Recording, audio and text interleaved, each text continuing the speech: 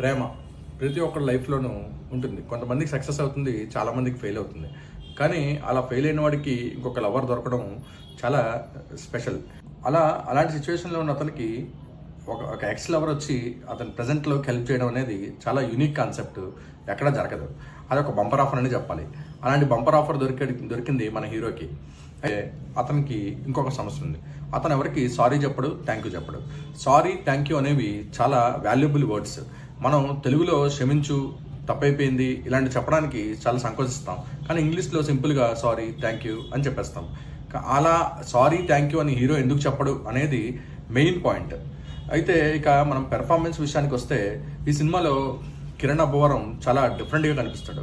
సినిమాలో ఉన్న post man పాత్ర చేసిన అతను ఈ సినిమాలో ఒక లవర్ బాయ్గా, యూత్ స్టూడెంట్గా, కాలేజ్ స్టూడెంట్గా చేశాడు. అతని లుక్స్ కూడా చాలా డిఫరెంట్గా ఉన్నాయి, కొత్తగా ఉన్నాయి.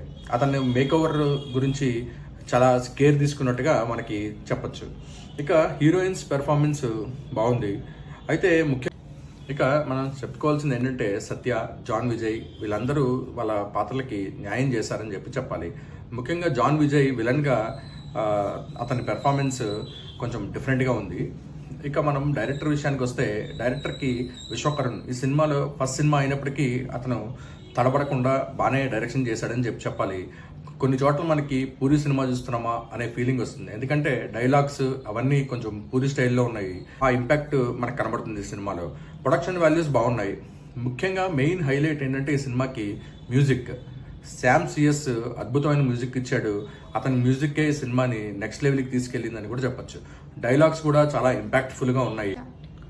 ఇక ఈ సినిమా గురించి ఫైనల్గా మనము సింపుల్గా చెప్పాలంటే ఈ సినిమా ఒక యూనిక్ కాన్సెప్ట్.